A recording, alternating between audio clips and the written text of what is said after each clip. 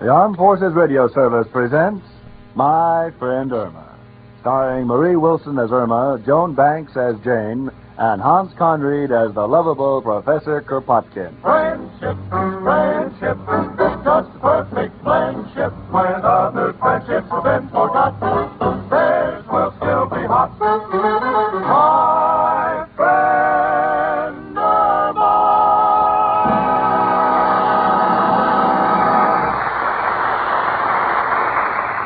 Oh, Jane. Oh, sweetie. What kept you so long? Well, I went 6 stops past our station. Why? Well, every time I went to get off, some nice gentleman got up and offered me a seat, and I just couldn't turn him down. Oh, Jane, I have wonderful news. Really? I've decided to better myself. Oh, wonderful. You're going to give up Al? Oh, no, Jane. I've made up my mind to have culture and social position. So I took my last $30 out of the bank and enrolled in a school for piano lessons. Piano lessons? Mm-hmm. Irma, look in the corner. Huh? Oh, it's not there. No. Oh, well, you probably mislaid it someplace. Yes, I swept it under the rug while I was cleaning. Hmm. Look, sweetie, I'm trying to get this situation clear. I sent the piano back to cut down expenses, and you have to pick this time to take piano lessons. Irma, I can't understand how you could do a thing like that. You never touched that piano. Well, it got me all confused. It has 3 pedals on the bottom, and I only have 2 legs. Irma, let's not waste any more time. The piano is gone, and you need your money. So go back to the music school and tell them you've changed your mind. Oh, Jane, they won't give the money back. You can see what it says right here in this circular. Let me see. Look. The Beethoven School of Music. Sam Beethoven, president. Oh, they have a real nice slogan, haven't they, Jane? Well, let me read it. If you have music in your heart and bones, who knows, you may be another Spike Jones. Oh, no. And look at this. Hours from 9 to 6, payments in advance, and positively no refunds.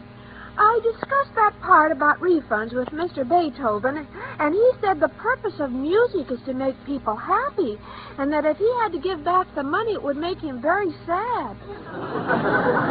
But, honey, what are you going to do? You're stuck with the lessons and you have no piano. What are you going to practice on? Oh, could use a typewriter and hum. Oh, sweetie, be sensible. Come in. It's only me, Professor Kropotkin. Hello, Janie and Irma. Proud like 2 little peacocks. One with her head in the air, the other with air in her hair. Why, Professor? Oh, excuse me, Jenny. A little joke I found on a package of birdseed. Girls, I was wondering, could I borrow some wire to hang up a picture of Mrs. O'Reilly in my room? Well, surely, but why the sudden affection for Mrs. O'Reilly? The doctor's orders. Doctor's orders? Yeah. He put me on a diet, and her picture is the only thing that will spoil my appetite.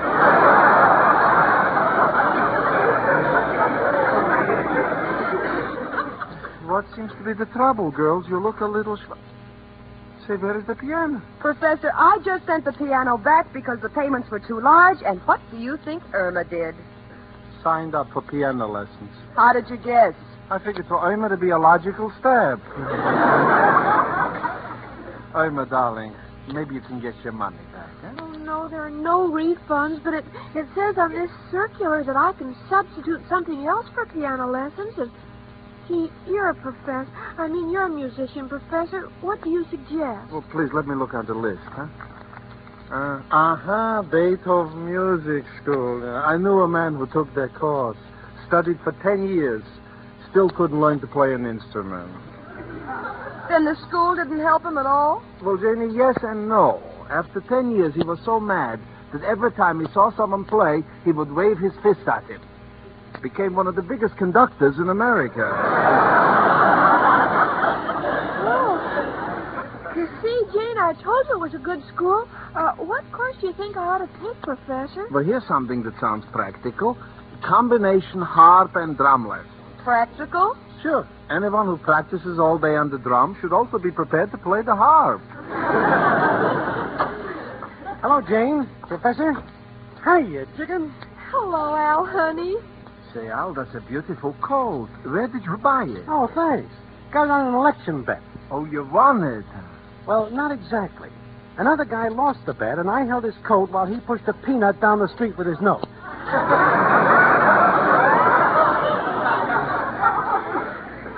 Poor man, he didn't see the traffic signal turn green. Wouldn't have happened if he had worn a taillight. Say, what happened to the piano? Oh, Jane sent it back, so... Oh, that's tough.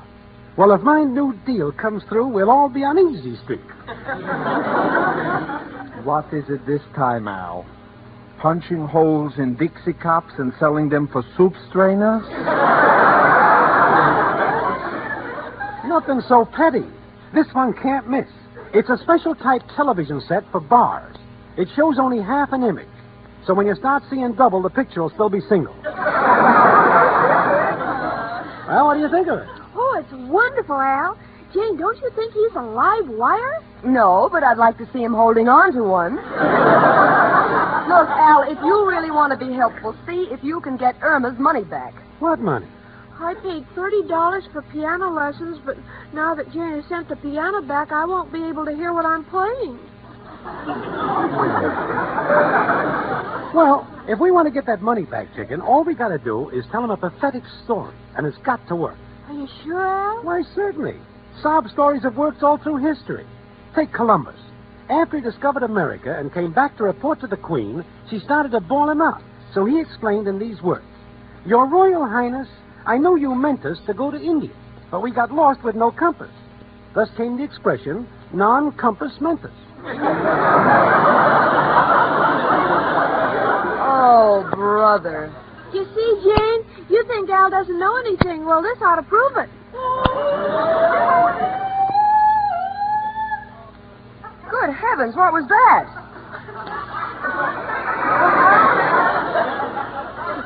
That's Mrs. O'Reilly. She sounds like she's being killed. Calm yourself. I had the same hope. But she's only singing. And she won't tell me why.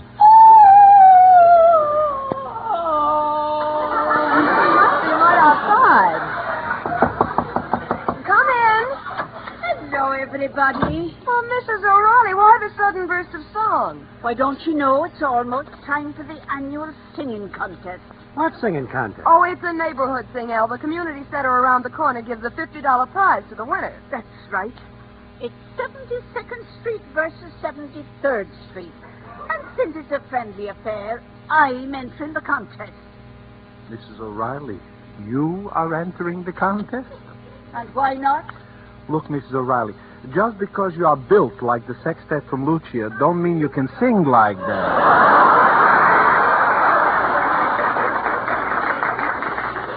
Oh, yes. For your information, I'll have you know I came in second last year. I would have won, but I had a frog in my throat. Well, then it's your own fault. You should have kept still and let the frog sing. Hold it a minute. Oh, please, Professor, let me see that circular. Irma, what are you up to? Now, let's see. Bagpipe, trombone, bugle. Oh, here it is. Vocal lessons. Vocal lessons? Well, Jane, I can't get my money back for the piano lessons, so maybe I can take vocal lessons for a couple of weeks and then try for the prize. Irma, you can't even carry a tune. Oh, I will go in for any of that heavy music. Miss O'Reilly, do you mind if I compete with you? Oh, I'm used to competition. Sure. Wasn't she in that sewing contest with Betsy Ross?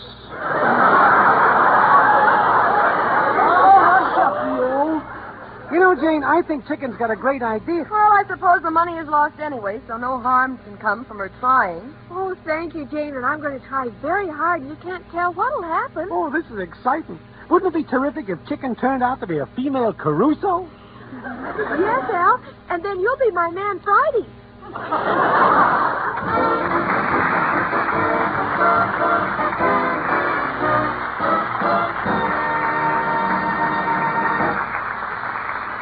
You know, they say when most good singers sing, the glasses vibrate.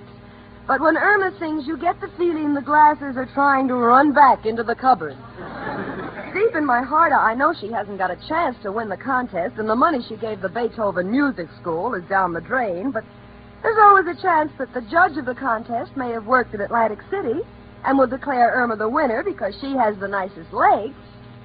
Which gives me the thought that if Irma were a cricket and would rub her legs together, she'd make better music than she does with her voice. Uh-oh, there she goes again.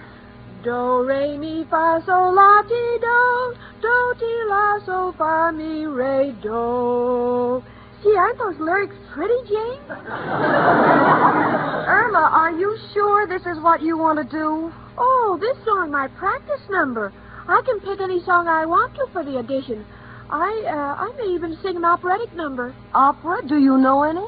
My favorite is Laugh, Clown, Laugh from the opera Parcheesi. Parcheesi. Oh, yes, that must be Italian for pagliacci. Look, sweetie, I've already resigned myself to kissing that $30 goodbye, but as long as you insist on going through with this audition, don't you think you should try to sing something simple? Well, there are 3 simple songs I like. I'm Just a Prisoner of Love, Why Not Take All of Me, and He's Too Fat for Me. Gee, all afternoon at the office, I was trying to decide which one I liked best. At the office? So your boss, Mr. Clyde, must have just loved that. Yes, he said my singing really sends him. It's just that he has so much work to do at the office, he can't go.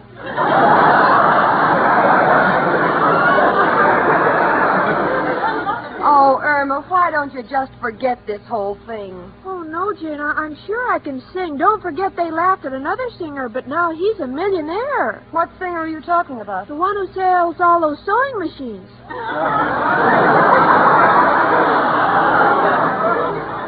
Well, listen, Jane, I'm going down to the dime store.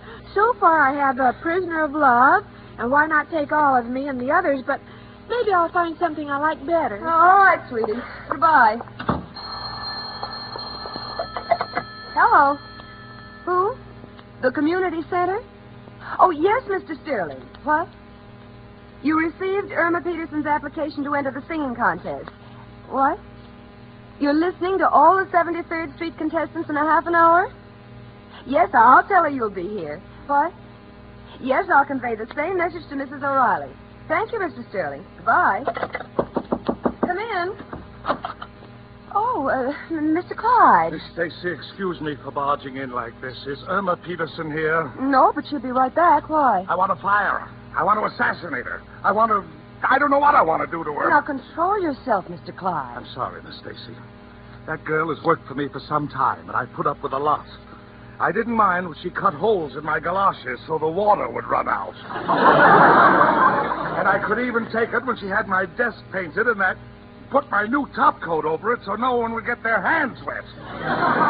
But what is this song title madness? Well, Mr. Clyde, she's entering a singing contest, and she has song titles on her mind. On her what? Miss Stacy, I dictated a letter to her yesterday, and I found this carbon copy. It's to my most important client. I'm supposed to be a lawyer, but when he gets this letter, I'll need one. Well, let me see it.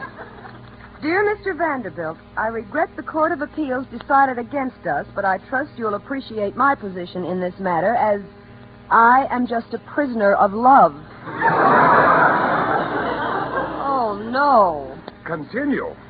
Please remember that you have had my untiring efforts, my 30 years of experience, my unimpeachable integrity, so why not take all of me? There's more. Keep going. I was considering enlisting the help of ex-Senator Bernard Sindel, but I have decided against this because he's too fat for me.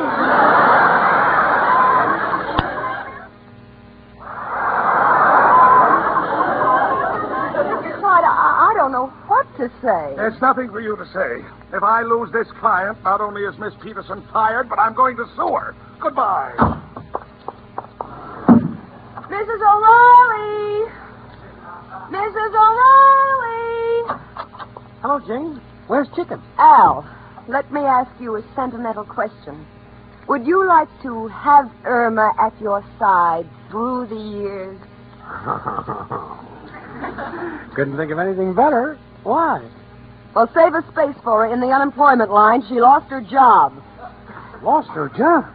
What's the matter with that girl? Is she going Hollywood? Al, it's a long story. All I know is she just about lost her job. She hasn't got a nickel in the bank. She's wasted money on singing lessons, and she hasn't got a chance to win the contest. Now, Al, what are we going to do? Oh, wait a minute, Jane. I think I hear her coming. I'm just a prisoner of love. Chicken, your prison days are over. Got a feeling you're about to be executed. Why, Al? What's happened? I'll tell you, Irma. I just had a talk with Mr. Clyde, and he's disgusted with you. You're just about to lose your job. And in that case, you're going to need that $30 you spent for lessons to tide you over. So you got to go back to that Beethoven music school and cry for your money. Give them a real sob story. Oh, but, gosh, I wouldn't know what to say. Well, there's nothing to it. You simply say something like, you lost your job, and if you don't get the $30 back, you will have nothing to eat, and the children will starve. You got it, chicken? Oh, word for word. Good. Let me hear it. All right, now let's see. I want the $30 back because I'm starved and I have nothing to eat but the children.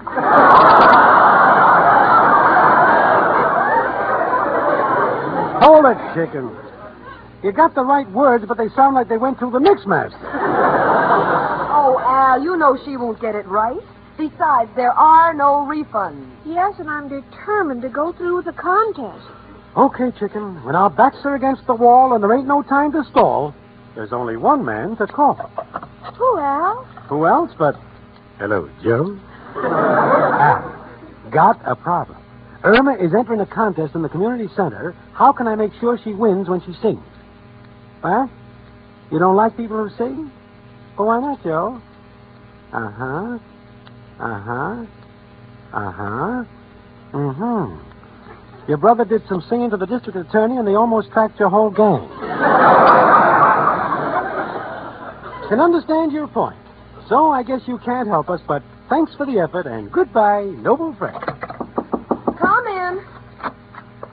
Hello, folks.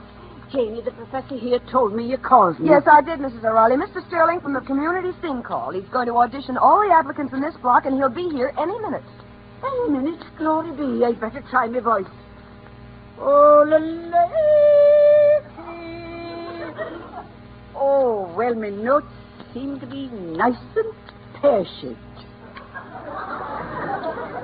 Why not? You're built like one.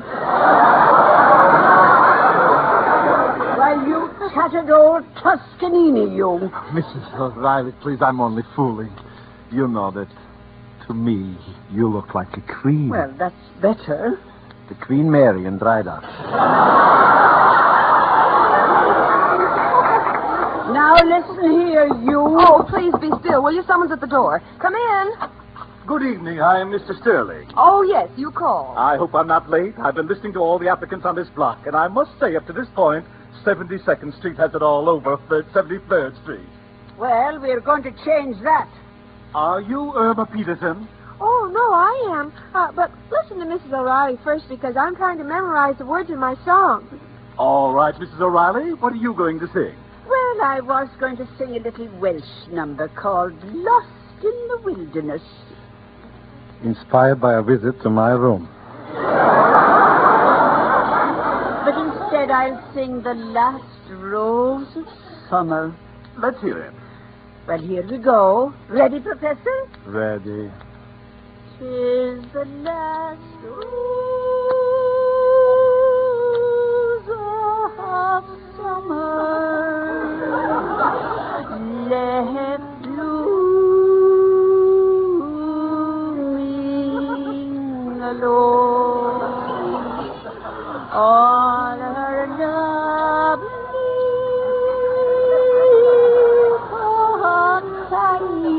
companions are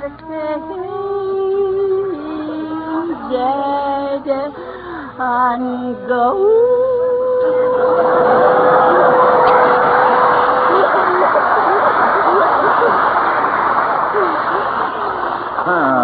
That's very interesting.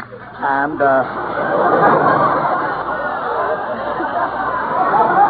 and now, Miss Peterson, what are you going to say? Well, I was going to sing I'm Just a Prisoner of Love, but I forgot the words, so I'll sing Onesie Twosie, because any child can remember that. I'll accompany you, my darling. You ready? 1, 2. Onesie Twosie, I'll kiss yousie. Hey, Jane, what comes after Twosie? Try threesie. Threesie? Jane, are you sure it's threesie? Yes, didn't you just sing Twosie? Yes, but I thought Wednesday came after Tuesday. If you don't mind, Miss Peterson, I'll come back when you know what day it is. Goodbye. No, don't cry, Irma, darling. Well, she's got plenty to cry about. She spent her last $30. She's out of the contest. And to make things simply adorable, she's lost her job. But don't forget, she's still got me. That still leaves the score 0-0. This is the blackest day of my life. Oh, you always say that. Well, this is really dark black. Come in. Oh, it's you, Mr. Clyde. Look, Miss Peterson, I'm a square-dealing man, and I always say what's on my mind. That letter you sent to our client who lost $50,000 in that case yesterday. Yes? Well, he just called me. He said he laughed at your letter so much he forgot his losses and gave me another case. What? And to show my appreciation, you're rehired, and here's a $50 bonus. Oh, I'm so happy I could sing. You do, and I'll take back the money.